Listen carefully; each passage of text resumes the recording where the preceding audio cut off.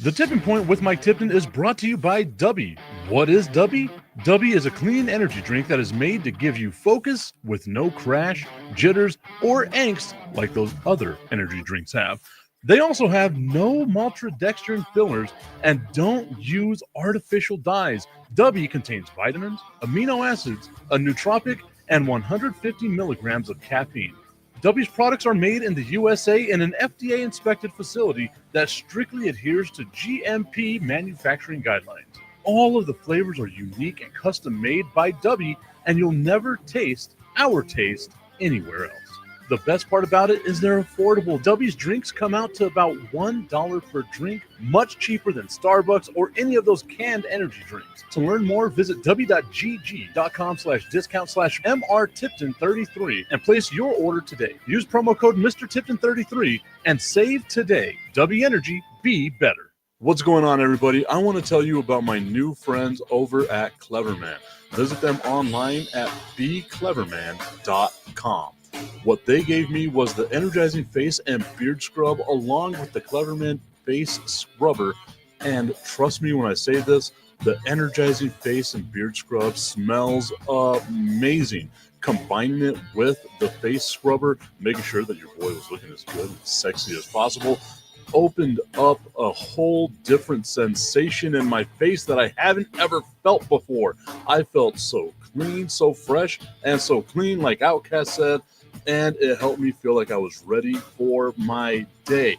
Make sure you visit them online at becleverman.com and follow them on Instagram at clevermannyc. The link is up in my bio if you want to check out all the amazing products they have. Visit them online, becleverman.com.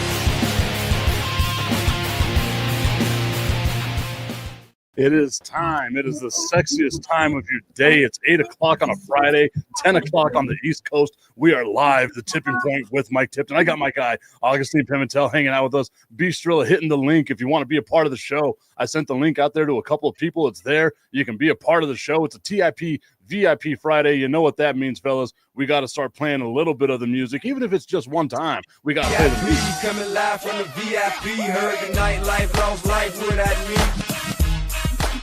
It's way too damn early for me to have this kind of energy, but we are riding with it right here. Guys, a lot of stuff going on in the world of sports, but before we get to that, Augustine, how you doing today, buddy? Hi, good morning, Tim. Good morning, B. I thought that was another song, and I was worried it was going to be this early. But I also remembered that a lot of people aren't taking their kids to school today, so no problem. Oh, no, that song's still going to be played. I mean, it's a sponsored segment. It has to be played. So no matter what, 7:30, it's happening, brother. No, I understand that. I was just worried for our listeners that they were going to have to hear that when they're driving their kids to school. This might have to be the first morning sports show that comes with a disclaimer. I don't know if it's the first one, but yeah, he's coming with a disclaimer. My guy, Bistrilla, how you doing today, brother? I'm doing all right. How you doing, bro? I am fantastic. We got Tommy Cananza already commenting on here. The Cricket Commission saying, Money Mike, what's good? For those of you that didn't get to catch it the other day, I got to be a part of the Cricket Commission's show. It was the Chicago Clubhouse. That was a fun time, being the only Dallas Cowboys fan to be a part of that show, surrounded by a 49ers fan and a Bears fan who for some reason felt so emboldened to talk crap to me about the Dallas Cowboys. You're a Chicago Bears fan. I was 1 year old the last time your team won a Super Bowl. I was one. I'm an old man. I got gray in my beard. I've got a son that's all, 12 years old. He's the same age I was the last time the Cowboys won a Super Bowl. Sarah Beltray commenting, we finally have a Lions fan on here. They exist. Yeah, we always exist. They exist in your stadiums, too. Wow. Wow. He's like, we're coming for you. We're biting kneecaps. Well, and I do have to say this, and my favorite player all time is not Tom Brady. It's not Tony Romo. It's not any of these. My favorite player all time is Barry Sanders. The all-time greatest running back. Maybe the stats. He played 10 years? B. Yep. 9? 10 years. Behind a non-existent offensive line, still performed at levels that are unimaginable. For me, Barry Sanders, greatest running back all time. No discussion. Simple as that. All right, B. So I assume that you're going to agree with that. It's either going to be Barry Sanders or Jim Brown. I feel like you're going to go with, right? Yeah. Nah. Okay, so who is your favorite player of all time? Because that is kind of surprising to me that Augustine isn't going to go with the Patriot, being a Patriots fan. Like, for me, Tom Brady's up on that list, but he's number 1 on the man crush list just because he's such a good-looking dude. Tony Romo, number 5 on the man crush list. The reason why he fell is because of the whole I don't know, Jim. Like that part, like I don't like Tony Romo's voice. It sounds like he needs to put lotion on his vocal cords. Very ashy voice for Tony Romo. B, who is your favorite player of all time? Well, I gotta say it's a kind of a tie. I'm a cornerback guy. I like cornerbacks a lot. Oh, And my favorite player is Barry Sanders, but it's like 1A and 1B. Barry Sanders and Rod Woodson. Those are my 2 favorite players of all time. Oh man, I could see that little Rod Woodson love over here. So for me, it's Emmitt Smith, obviously because I'm a Dallas Cowboys fan, and then he played under an incredible line. Oh my God, he played with an incredible line. Oh no! Sorry, but if the Lions had assets to have gotten Barry Sanders a better offensive line, then maybe we can have this discussion. But even with that line, we've seen great running backs not be able to do a damn thing with a great line, right? Like it happens all the time. That's like saying Saquon Barkley benefited from having this line this year. Like there's a real argument to be made there because the Eagles have a great line. You can't punish someone just because their offensive line is really damn good. And Emmitt Smith, like the record that he has for the most yards for a career, that'll never be touched. Like it's one of those crazy records that'll just never it will. It will. It will. No. When? It definitely will. Derrick Henry's going to have to play another 10 years at the output that he's doing right now to get close to it. But it will. Trust me. That's a record that won't be untouched. It's been broken like 50 million times. So, no, that's going to be broken. The 18,000 yards for a career? Yeah. I would say Tom Brady's like passing record. Derrick Henry could play 8 seasons and break that record. He's got 11,000 yards.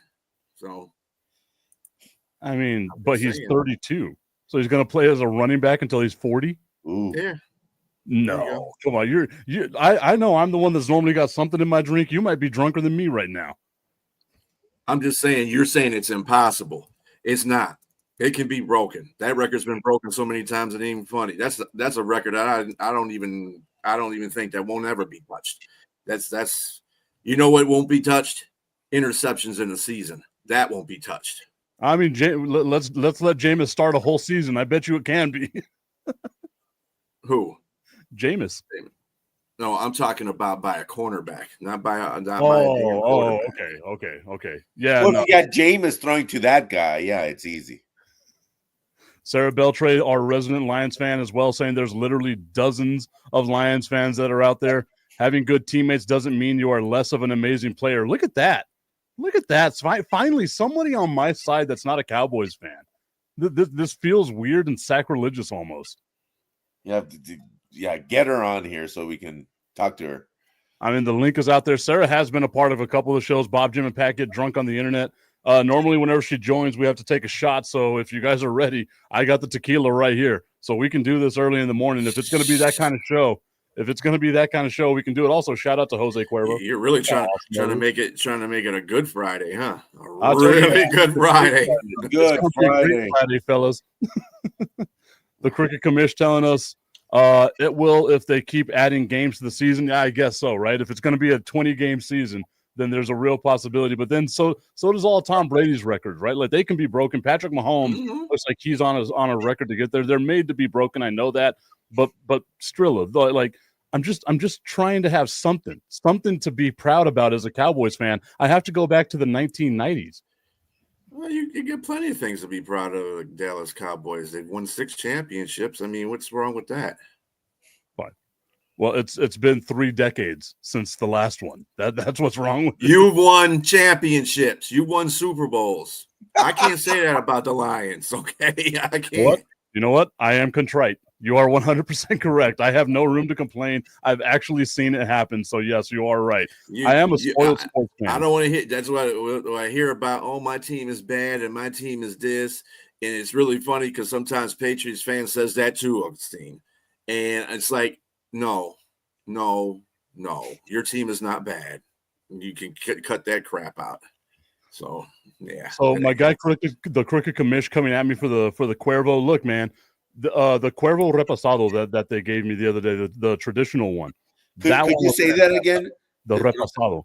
Ooh. Come on now. Just because I don't speak Spanish. Come on, Augustine. You know better than that. I grew up in Socorro, my guy. Come on. Reposado.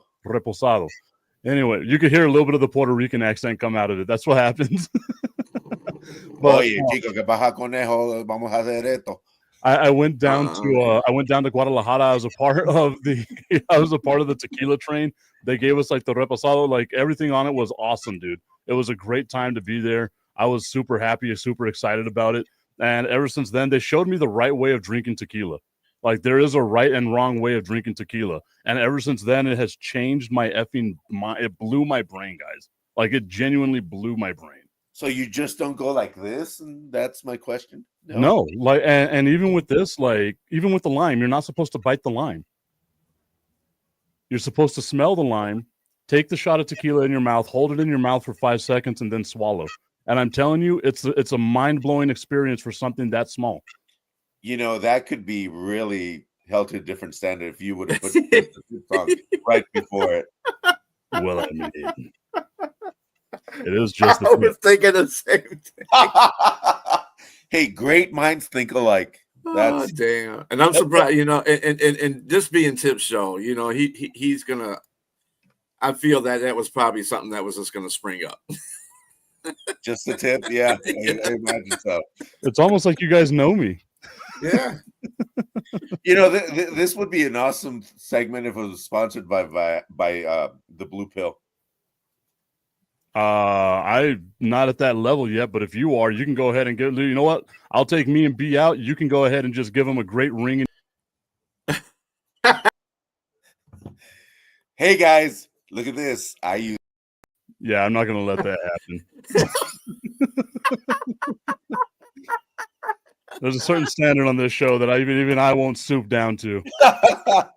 No, but speaking of all this stuff, speaking of you know, trying to get women and all this, what the heck is going on with your buddy, your best friend, your soulmate, Mr. Rodgers?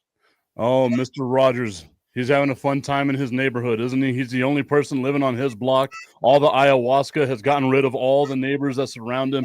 He went on Pat McAfee yesterday, and he started saying some of this stuff, guys. Conversation about where I was at in my personal life, the stuff I'm dealing with off the field, in my inner circle, that has to take my attention right now.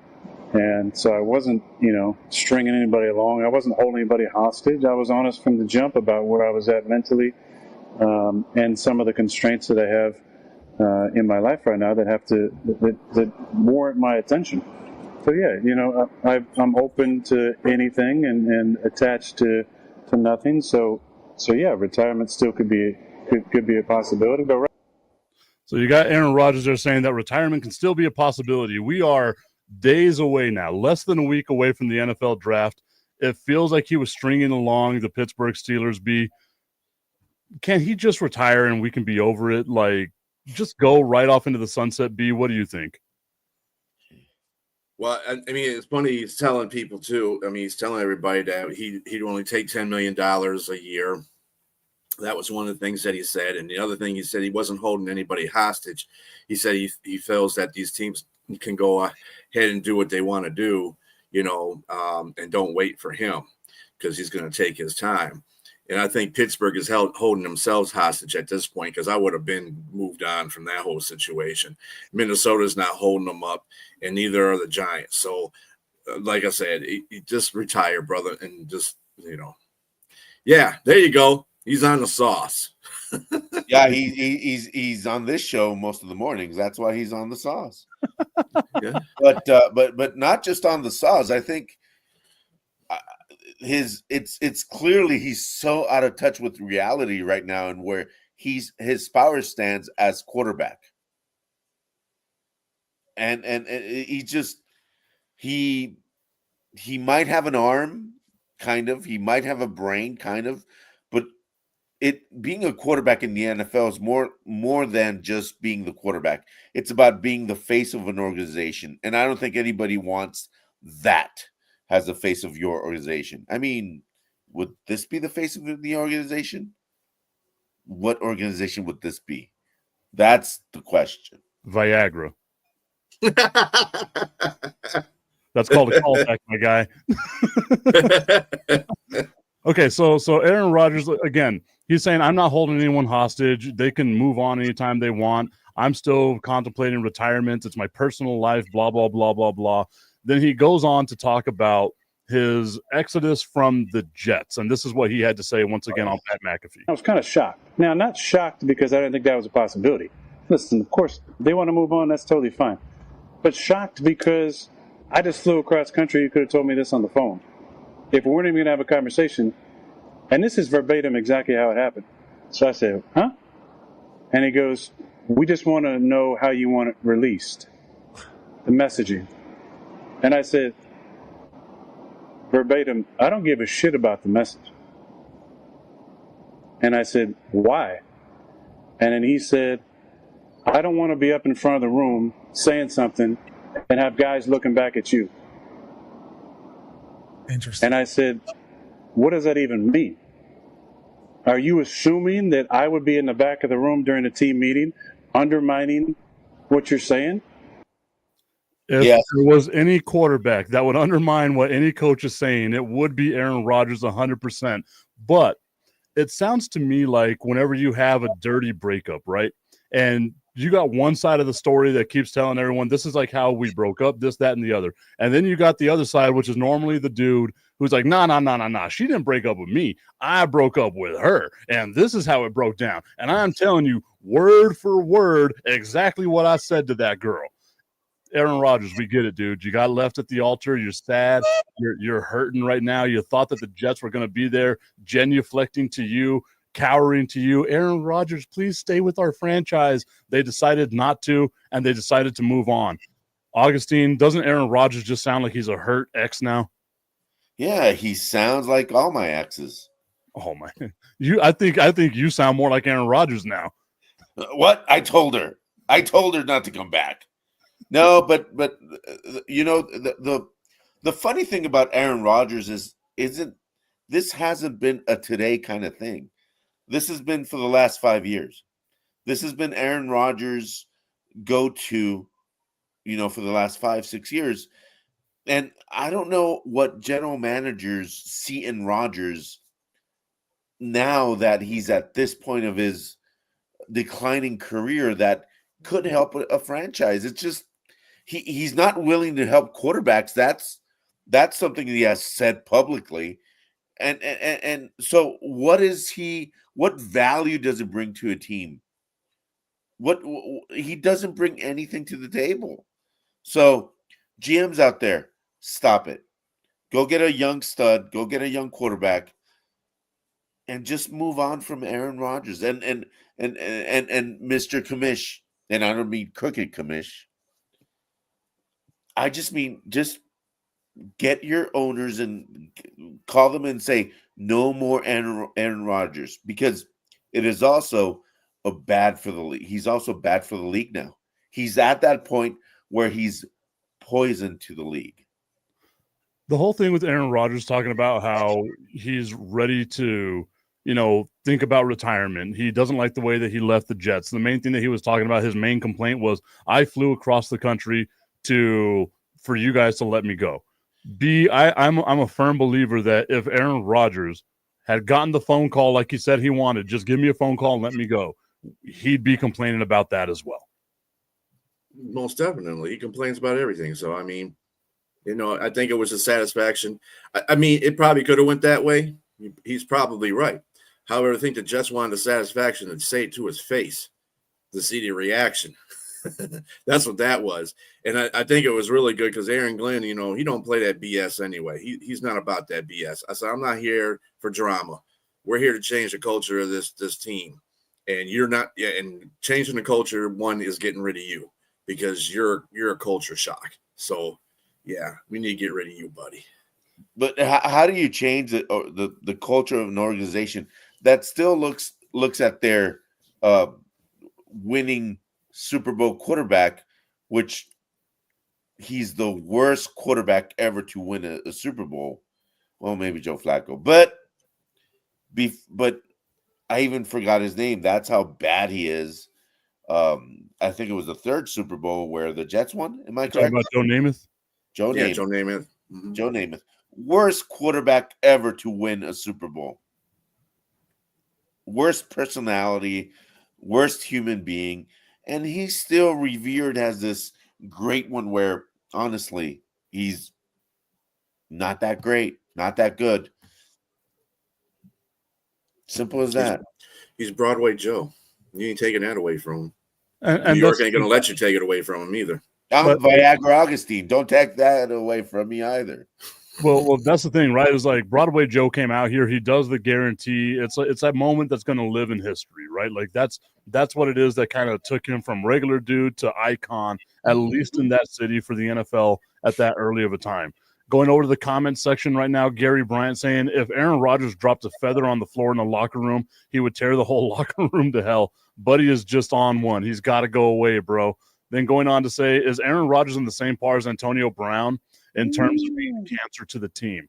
I would say it's worse because the quarterback is the most important position in sports. You can't have your quarterback just wilding out all the time. B, you kind of shook your head a little bit on that one. What are your thoughts? I mean, Antonio Brown was special. That's all I got to say about that. I mean, he was looking at it from what you just said, yeah, I think the quarterback is the leader of the team, so that would probably cause more of a rift than AB riding around without his shirt on, talking about F the world and going out the back of the end zone, where it's funny as a meme for everybody. But at the same time, I mean, AB was just unsettled. He has CTE issues. Aaron Rodgers has mushroom issues. That's all he has. Well, at least Aaron Rodgers doesn't have foot issues. At least I don't think. Augustine has a new nickname now, Blue Chew Agu. I like it. There you go, TC. We can get you a sponsorship with that one right now. So the Cricket Commission saying, did Aaron Rodgers drop the news that he's dealing with family stuff? If so, he may want to move on because of that. And this is what Aaron Rodgers had to say about the family stuff. My personal life is my personal life, and I don't need to dive into there's a sensitivity around some of the stuff that's going on for sure. And it's very important to me. Yeah, I mean, there's a lot of silly narratives out there, I'm sure people are assuming I've been sitting in a hole in the ground contemplating, or maybe down doing ayahuasca somewhere. I actually haven't done any of that. I don't believe a damn word that Aaron Rodgers hasn't done any ayahuasca. The hell is that thing in the middle of your forehead, buddy? Yeah. Fine ass. You can see the dent of where his brain is shrinking in his forehead. I don't know if you saw the video, Augustine. He has a weird dent right here in the middle of his head. It's insane. That's not my fault. Just don't. Why are you calling him a Mexican? Why you think we're bringing up drugs to him or something? Come on, Tip. I mean, ayahuasca is not a drug. It's a legalized drink. It's just a hallucinogenic. So, I mean, I'm down to try it. If y'all want to come with me to Arizona sometime, like I found a place in Arizona. Me and my dude Danny Luke, we're gonna go hang out in Arizona. Do ayahuasca. So if you guys want to join your boy, I am more than we can have ourselves a life-changing experience just promise me you won't go off the deep end like Aaron Rodgers. I won't make that promise because I'm already kind of at the edge of the deep end anyway. So I need to be able to get a promise from you guys not to join me if I fall off. I'll run. I'll join you. That was the most reluctant. Yeah, I'll be there. He was like, okay, fine. Our guy Tommy Cananza saying, shit, let's do a tip, and then saying that he's on that shit right now. Antonio Brown or Aaron Rodgers might have CTE. We don't know. I don't think there's a might. I think it's there. And if you're going to take hallucinogenics, it's probably going to speed the process up a little bit. Right? The Crooked Commission saying that he's in Arizona, so let me know whenever you come. Look at that, guys. We got a place to stay and just tear it. Go. There you go. Wait. I got a question for the Crooked Commish. He's in Arizona, right? Why is he a Cowboy fan? He's a Bears fan. He's a Bears fan. Even worse. Why is he a Bears fan? Some people are just. He said it. I didn't. Yeah, I was about to say, I'm surprised the Lions fan didn't say that. Like it came from the catching strays from a Patriots fan. Yeah, I've been a Patriot fan since '84. It's like I've been a Patriots fan since Tom Brady's last Super Bowl win. That was in Tampa Bay, just so you know. I mean, come on now. Come on. This guy doesn't get the show. But you know what he can get? Uh-oh, here we go. Just the tip. I just want to put the tip in. It's time for Just the Tip. That would make me uncomfortable. Promise that it ain't too much, but just enough. Just a tip. Just a tip. Just the tip. Just the tip. It's time for Just the Tip.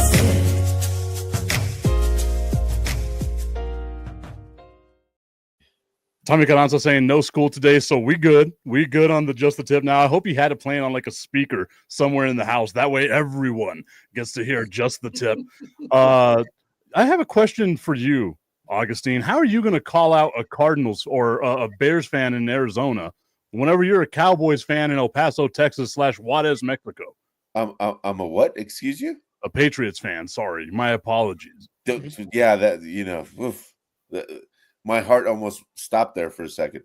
You die on the show, it gets views. You got to remember. You got to remember. I when I was younger, my parents got divorced when I was younger, so I traveled a lot, and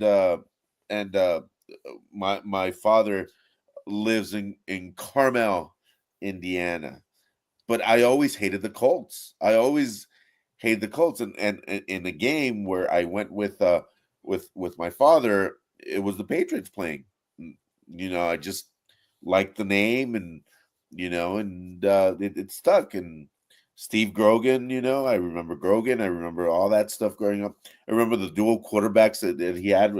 I can't remember the name of the other quarterback that was in and out there, but yeah, then we got beaten by the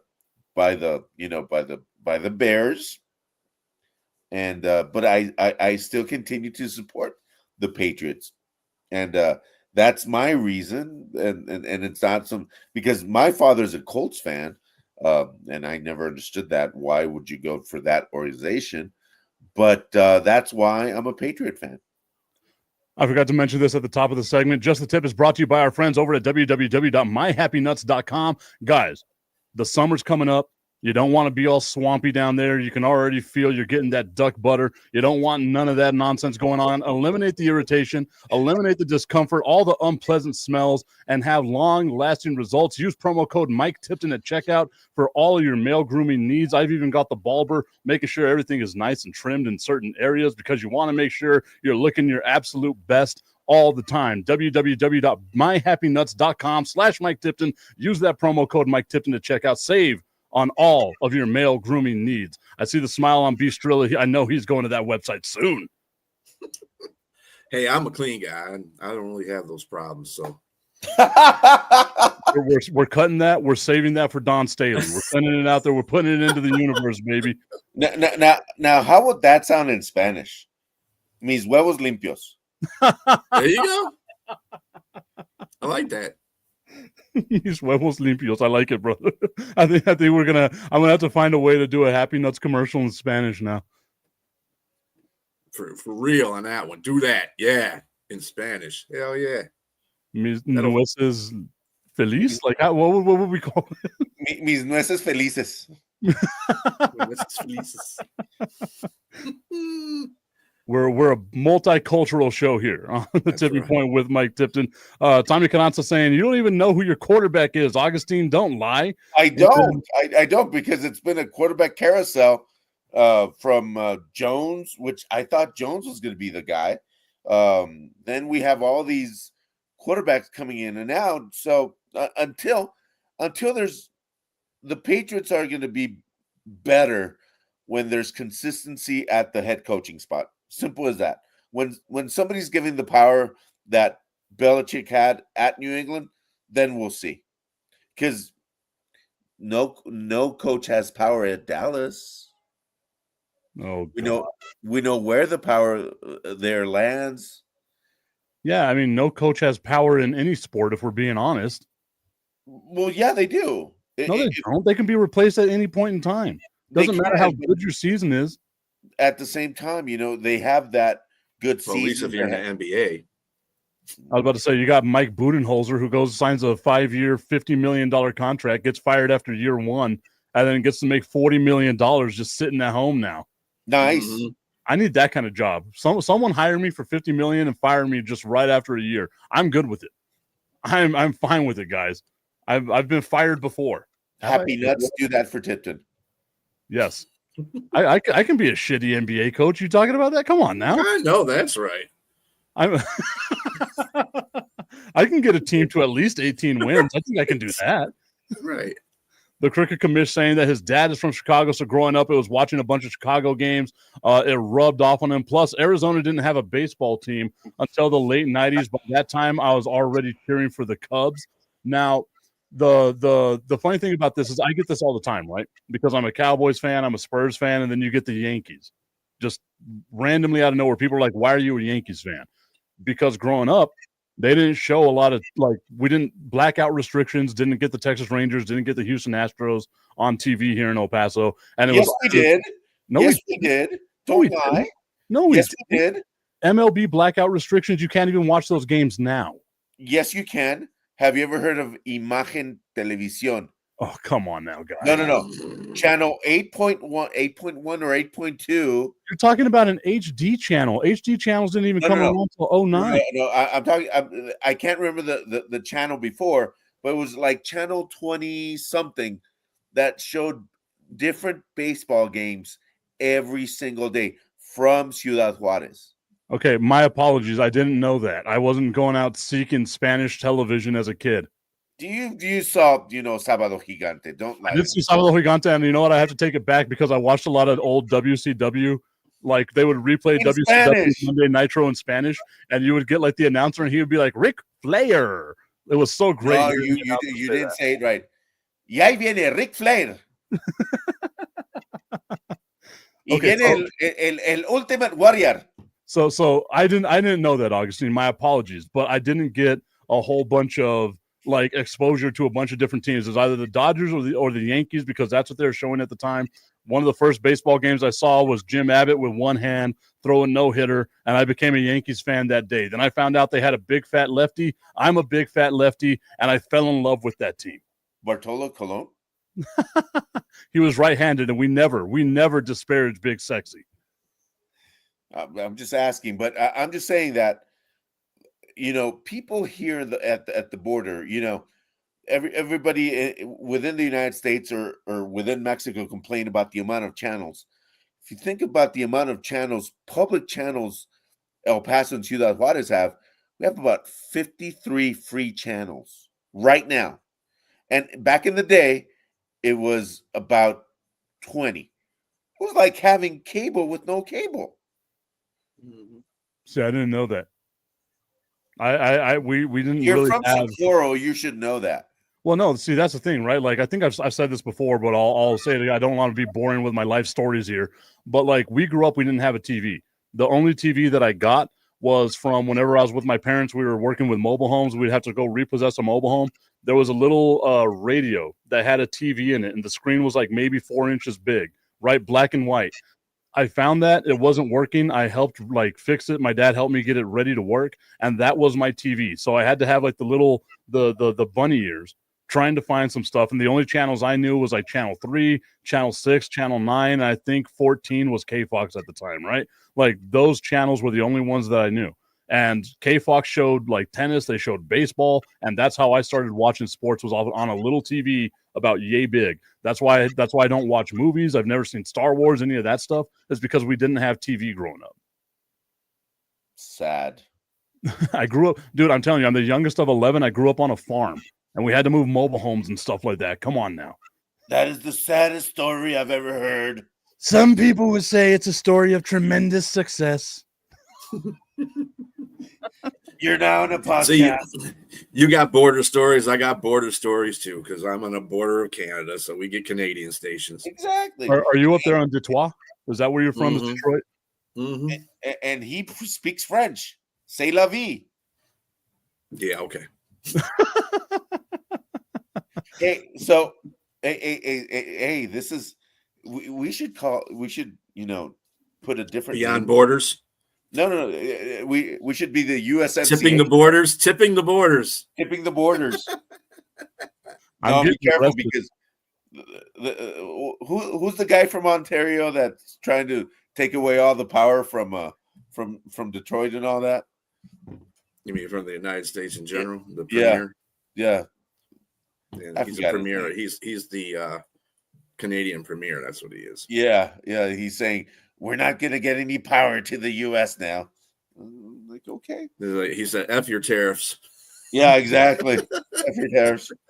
There's a lot of places that are saying that. Especially the Penguins. I stand with the Penguins. We resist. That one island with 58 penguins. Oh, man. Destiny would love that island. Okay, so going over to the comment section, Gary Bryan saying Doug Flutie was the other running quarterback besides Grogan. Tommy Cananta saying, I know every single player in my team's roster, top to bottom, just saying, even I don't know that. So that's a different level of just psychotic that I think someone has. I do like, though, going in my Rolodex of Dallas Cowboys quarterbacks, bridging the gap between Troy Aikman and Tony Romo, because there's a long list of just dog shit quarterbacks that were there for the Dallas Cowboys. Vinny Testaverde, old Vinny Testaverde, Ryan Leaf was a part of that. Clint Storner is in that conversation. Quincy Carter was in that conversation. One of my saddest stories, being like my very first thing doing in sports, is I was working with a semi-professional football league here in El Paso, and Quincy Carter was the quarterback of one of the teams from Amarillo. So he went from being the starting quarterback of the Dallas Cowboys to like the third quarterback on a roster for a semi-professional football team out of Amarillo, Texas. You had Drew Henson too. Oh man, I loved me some Drew Henson. I was talking about Drew Henson the other day with a couple of people.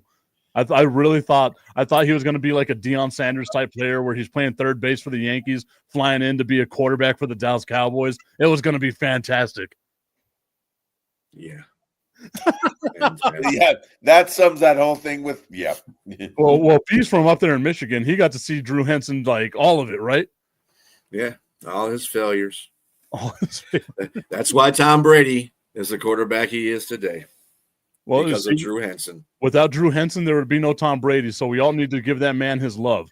That's right. Give Drew Henson his little 5 minutes of fame. There you go. He had 2, but that's look. I extended it, you know. Yeah, you did.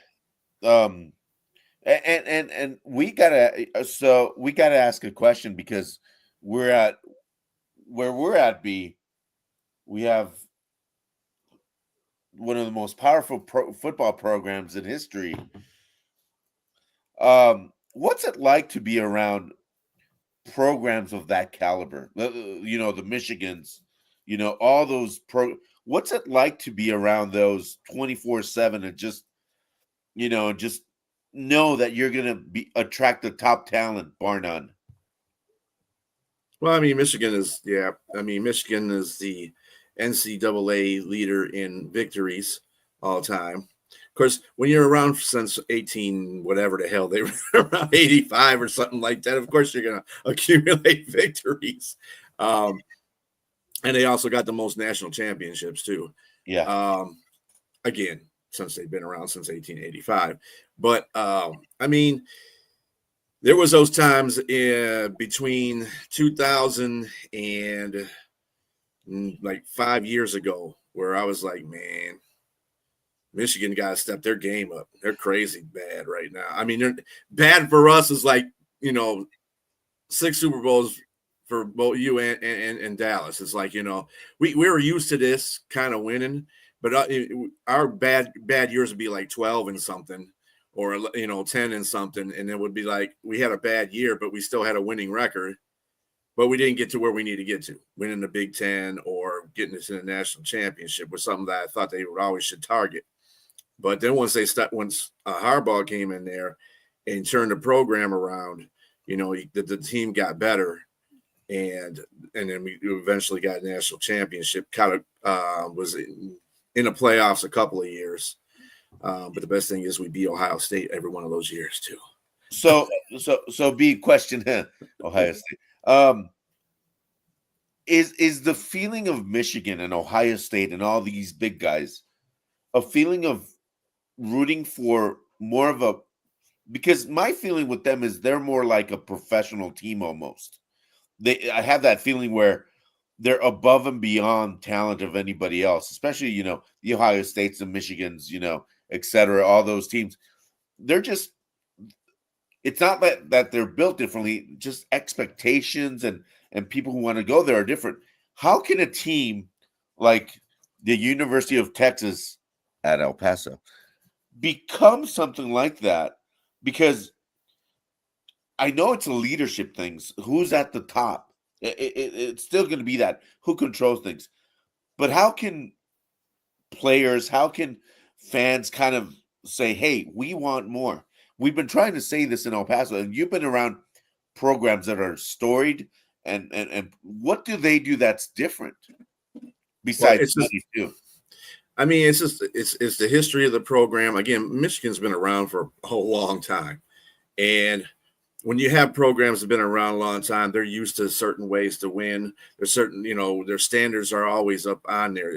University of Texas, El Paso, is a smaller school in comparison. They don't have the rich history like Michigan does. It's a Division I Big A. It's like Alabama. It's like one of your SEC schools. I mean, SEC or Big Ten. This is what basically this whole nation's going to come to in college ranks pretty soon. It's just going to be 2 conferences, the Big Ten and SEC. So, I mean, if you look at it, I mean, it's in a big conference, along with a lot of other superpowers in there: Ohio State, Michigan State, Wisconsin. Of course, now we got the teams from the West Coast now on our Oregon and teams like that, UCLA. But at the same time, I don't know. I don't know. It's just some teams are just some teams in Division I are just Division II teams that they just call Division I. Stop talking about UTEP like that. I'm trying to see where we can be better. I'm not talking bad about it. It's just that there's, like I said, it's just the what conference they're in and the amount of history that school has. And like I said, Michigan has a rich history. They're in a big conference. I'll tell you something about UTEP, and the big thing about UTEP, and a lot of people don't understand, this is where modern basketball started anyway.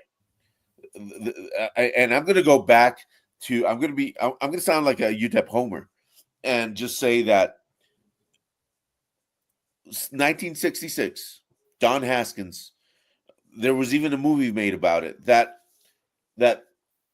5 black guys, say it is what it is, started a national championship game against Adolph Rupp in Kentucky, and they won. Mm-hmm. And it just, for some reason, the school went downhill for some years after that, because everybody started recruiting African American, well, black guys, because African Americans, That could be, Elon Musk. But anyway, it's true. It's true. Black Americans. Yeah, Black Americans. There you go. But if people actually knew the history, at least in basketball, what UTEP meant to the whole ecosystem of basketball, won't you think more kids would want to come to where it all started? I think that they did, right? So because we got to remember 1966, we're talking about almost 60 years ago, man. Like, it's been a while. And UTEP was a team that was constantly in the NCAA tournament in the 70s, the 80s, the early 90s. So they had about a good 30-year run of being able to say, we are that team that did this. The thing is that they rested on those laurels and they didn't really do anything else. I've said it a bunch of times, right? Like, one of the people that I ran into at ESPN, a certified 7-footer, right, telling me that the two schools he was going to choose from was the University of Texas at El Paso and UCLA. And whenever he flew into El Paso to the University of Texas at El Paso, nobody picked him up at the GD airport. So he had to call his mom and say, hey, let's move this flight so I can go to UCLA now because I've been waiting here a couple of hours and no one came and picked me up. This is around the time of, and B, you probably have no idea who this is, but like Omar Thomas and like them boys. So whenever UTEP made that run, they lose in the NCAA tournament to Maryland. Everything changes whenever you have a dude that's a certified 7-footer that's on that team. That's whenever he goes to UCLA, is on the track team and sets records as a high jump person, right? Can still dunk like a crazy person now in the big three in like what he's doing there and does stuff with the Houston Rockets. Whenever you look at that, it's just dropping the ball on little details like that. How do you not pick up a high school recruit, especially a dude that, again, certified 7-footer, not 6'11 and a half, certified 7-footer, and you don't go pick him up from the airport? That's just the university not knowing what to do. And we're talking about mid 2000s on this one. Well, I mean, and also, I know TC said no one cares about UTEP, but 1966 was a landmark game. And what happens was once you establish something, it spreads to the rest of the nation. So where you have the big schools that are getting, having this basketball standard, then you bring in Black Americans to fill in spots on the roster. Then, and they see that it was really good for UTEP and they won a national championship because of it. Now, all of a sudden, everybody else is bringing in Black Americans on their squad. And if your program is big, then of course they're going to get more attention. And that's it's just got to do with where the school size is and what conference they're in, how their history is. And UTEP set the standards for basketball in college, and you got to give them credit for that. So don't say UTEP isn't, is not something you should be forgetting. You shouldn't forget UTEP. They did something that revolutionized college basketball and in turn revolutionized the NBA. So, I mean, but again, like Tip said, it's all about what the school does.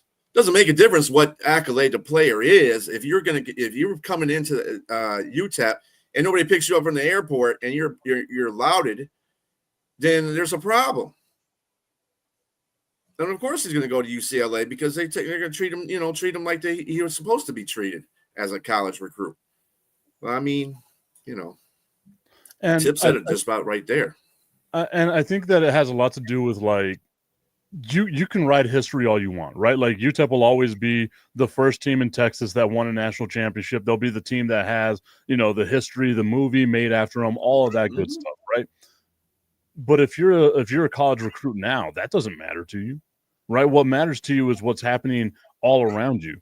Whenever you're a college basketball recruit in Texas, are you going to choose El Paso over Houston, Dallas, San Antonio, Austin? And the answer to that is going to be no. And I love the city of El Paso, but it doesn't have what all those other cities have. And now you're competing against Miami, LA, Vegas, like all these other cities that are out there that have so much more to offer in terms of just life outside of school. And we have to look at it from that business standpoint now, right? Like it's not we're just going to go to school and get an education. It's I want to go to school, I want to go to a place where I can make a lot of money, and I want to have a good ass time. Because Right. that's what it's changed down to now, right? Yep. El Paso's a fun place if you know what to do here in El Paso. But if you don't know what to do, you're going to start looking stuff up. And if you're a high school kid and you're comparing El Paso to Austin, that's an easy decision. If you're a high school kid and you're comparing El Paso to Miami, And I'll say this. One of the things that I did, because I used to work for the biggest dark side ever. I used to work government B. I used to be the business development guy for the region, but I was the business development guy for the city of Juarez. But I always understood that I cannot just sell Juarez. I need to sell Juarez, El Paso, Las Cruces has an ecosystem. And that I think is something that's missing today with a lot of schools on borders. That it's not just their little city. You know, we have so many things in El Paso. A lot of people don't understand all the history just in El Paso. And when you combine the history of or what to do in the city of Juarez, which is if you fly into El Paso and Juarez, you would never know it's two cities because they're connected. And then you have Santa Teresa, connected to these two as well. We have this entire ecosystem which you can sell to kids, but for some reason, and I've heard this from a couple of recruits, that they only sold El Paso, and it's and what are you trying to eliminate Juarez, Tipton? Well, what I was going to do is say I'm tired of the El Paso infomercial that we're doing right now. We're trying to bring travel to El Paso is what it feels like. Augustine's trying to sell the entire border to everyone right now.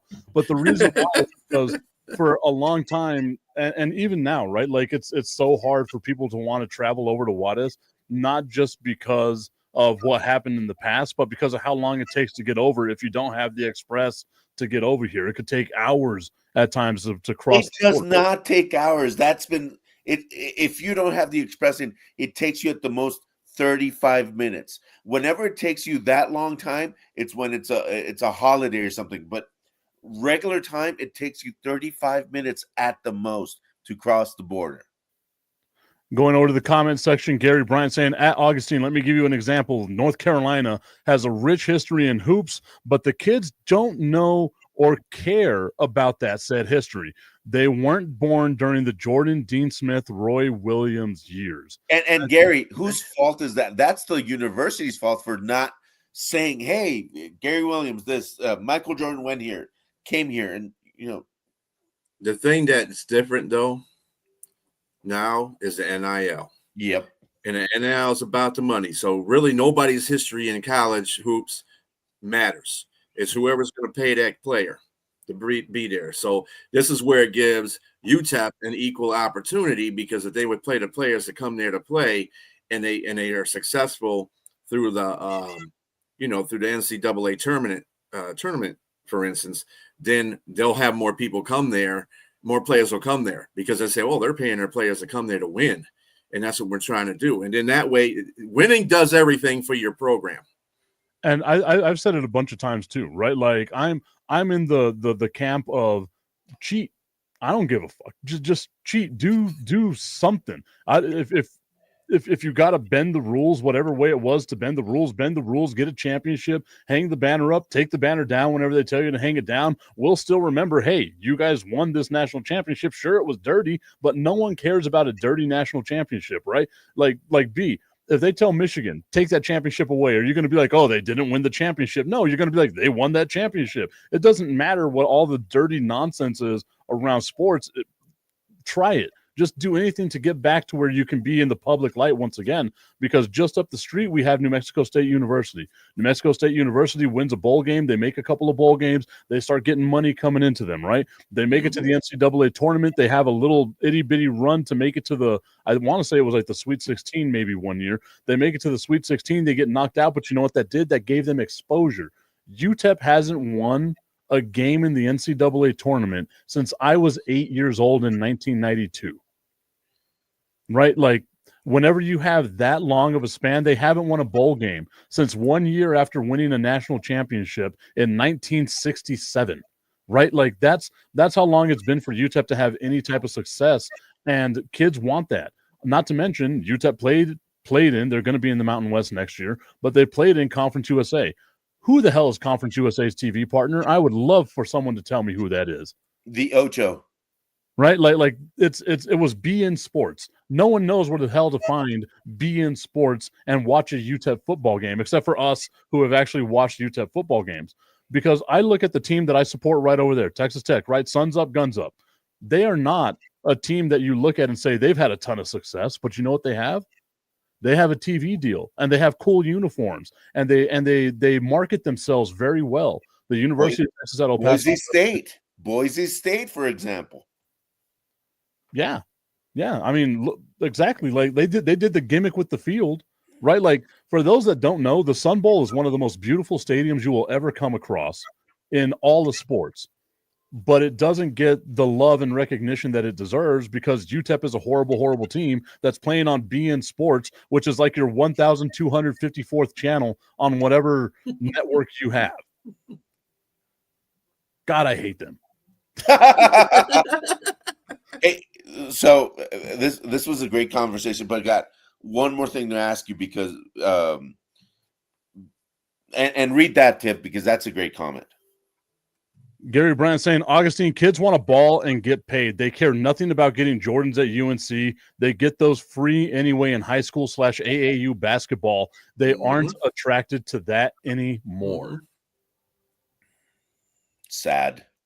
And that is sad because, again, I love basketball. I will watch any basketball any chance I get. I'm the type of dude that's watching the G League and the Summer League. That's how much of a junkie I am with basketball.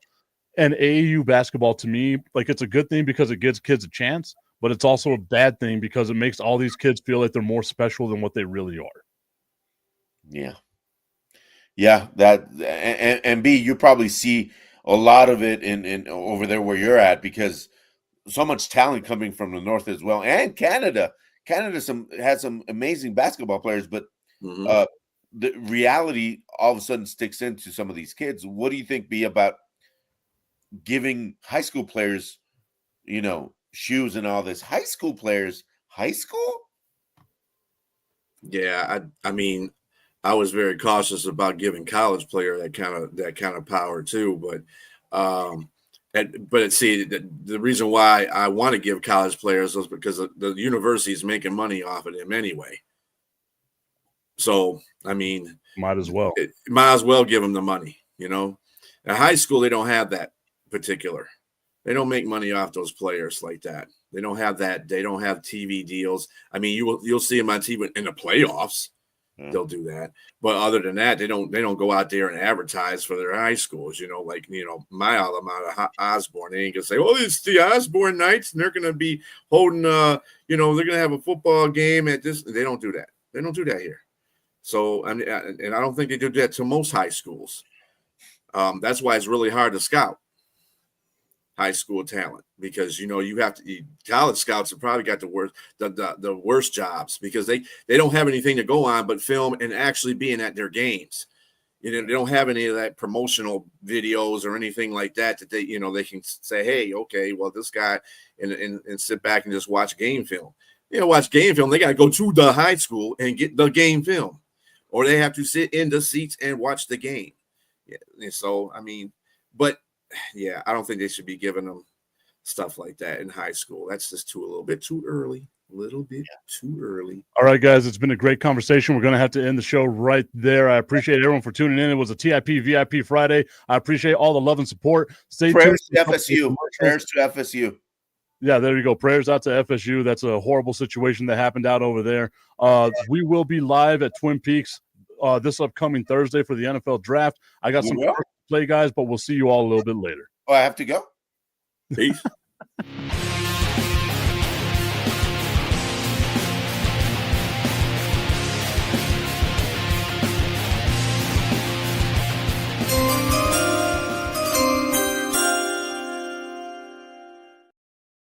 all know there are hundreds of betting sites out there, but don't be fooled. Some sites are legal in some states only, some sites pay in Bitcoin, and some sites have even been hacked. However, BetUS has been in business for over 30 years. They have future bets that are paying out in the thousands, and there's still time for you to bet on the Super Bowl, the National Championship, and even the NBA Championship. Just use the QR code right here, and it'll take you to the BetUS site. BetUS. Check it out and bet responsibly.